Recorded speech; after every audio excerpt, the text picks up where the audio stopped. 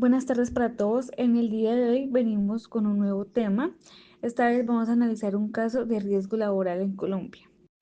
En este análisis vamos a hablar de Juan Pérez, que es un empleado en una empresa de construcción, el que sufrió un grave accidente mientras realizaba sus labores diarias.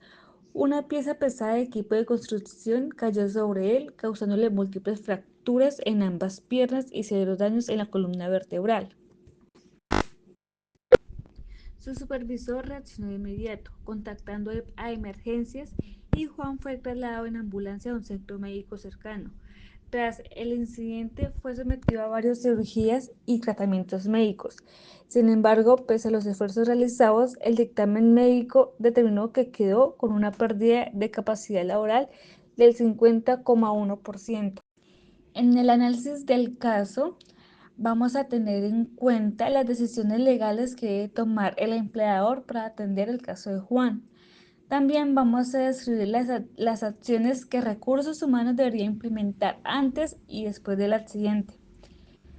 También vamos a explicar los pasos que Juan debe seguir para reclamar su incapacidad y derechos laborales. En el artículo 62 de la Ley 1295 del 1994, dice que el empleador, una vez enterado de la ocurrencia del accidente, tendrá que realizar el informe de este mismo accidente, que es un formato único de reporte de accidentes de trabajo. Todo accidente de trabajo o enfermedad profesional que ocurra en una empresa o actividad económica deberá ser informado por el respectivo empleador a la entidad administradora de riesgos profesionales y a la entidad promotora de salud en forma simultánea dentro de los 2 días hábiles siguientes a ocurrido el accidente. También se señala en el artículo 5 de la Ley 1295 del 94 que la aseguradora de riesgos laborales es la responsable directa de prestar los servicios de salud y de rehabilitación funcional y ocupacional de nuestro trabajador.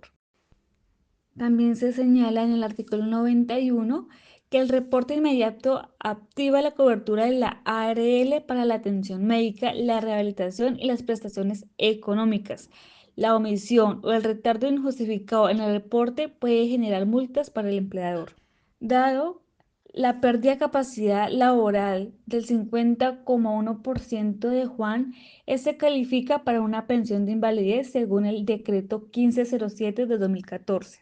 Y en la ley 361 del 97, señalando el artículo 26, señala que el empleador no puede terminar el contrato de trabajo de Juan de manera unilateral por su condición de invalidez, sin la autorización previa del Ministerio del Trabajo. ¿Qué acciones debería implementar Recursos Humanos? Bueno, para empezar, Recursos Humanos tiene la obligación de asegurar que el sistema de gestión de seguridad y salud en el trabajo esté implementando y funcione y que tenga un monitoreo eficaz.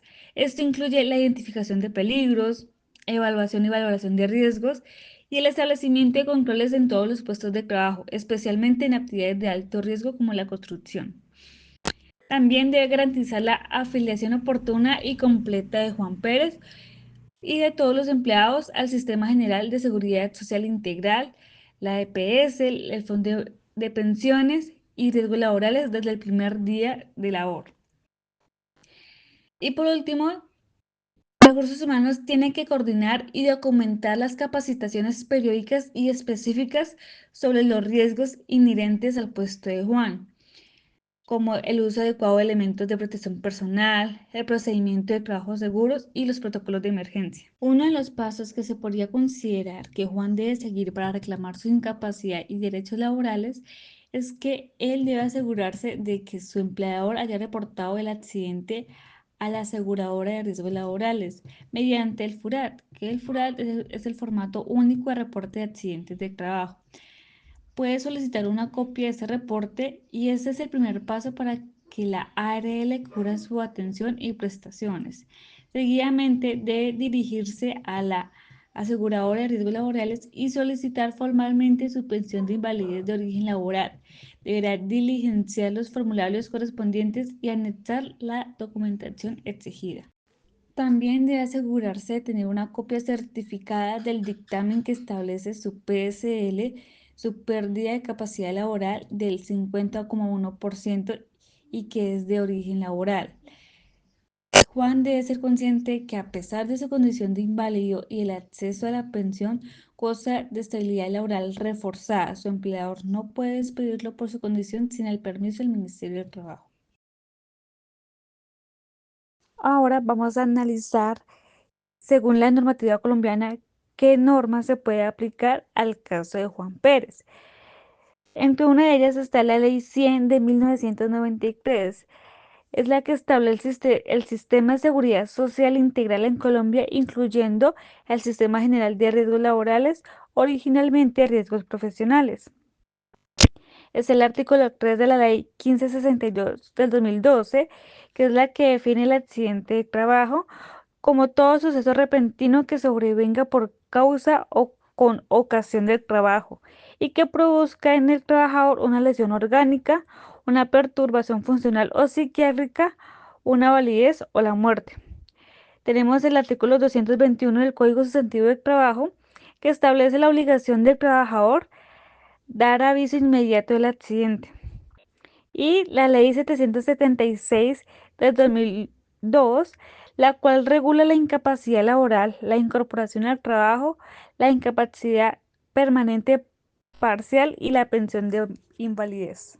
Con respecto a las obligaciones del empleador, en el artículo 25 de la Constitución Política y el artículo 57 del Código Sustantivo de Trabajo establece que el empleador tiene el deber de seguridad, lo que implica proporcionar un ambiente de trabajo seguro, equipos adecuados, formación en prevención de riesgos y supervisión constante.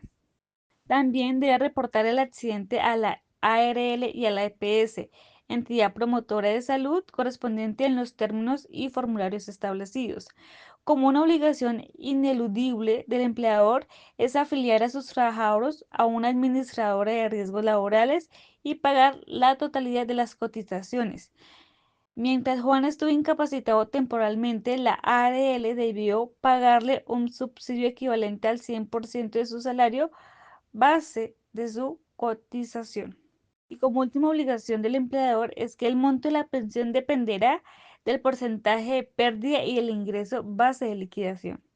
Por último, vamos a analizar una serie de soluciones que garanticen el cumplimiento normativo y protegen los derechos de Juan. Entre uno de ellos está la verificación de la calificación de pérdida de capacidad laboral. Esto es que se debe asegurar de que la calificación del 50,1% de pérdida de capacidad laboral haya sido realizada por la entidad competente.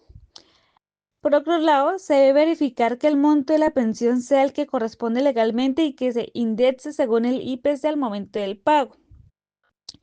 También, en el fortalecimiento del sistema de gestión de seguridad y salud en el trabajo de la empresa, ya que este accidente grave es una señal de alerta para la empresa, la cual debe realizar una investigación exhaustiva del accidente para identificar las causas y tomar acciones y decisiones correctivas y preventivas que eviten futuros incidentes. También la empresa debe realizar un análisis del puesto de trabajo y de las capacidades residuales de Juan para identificar un cargo compatible con su pérdida de capacidad laboral. Para finalizar, se debe revisar y actualizar el sistema de gestión de seguridad y salud en el trabajo, incluyendo la matriz de riesgos, procedimientos de trabajo seguro, capacitación a los trabajadores y supervisión de las medidas de control, y fomentar una cultura de seguridad que involucre a todos los niveles de la organización, tanto empleadores como trabajadores. Y así cerramos este análisis. Espero que les haya sido de gran ayuda. Conocer sus derechos laborales en caso de un accidente no solo los protege, sino que también garantiza que los empleadores cumplan con sus deberes. No esperen a que suceda un accidente para informarse. La prevención y el conocimiento son sus mejores herramientas. Manténganse seguros y sigan siempre informados.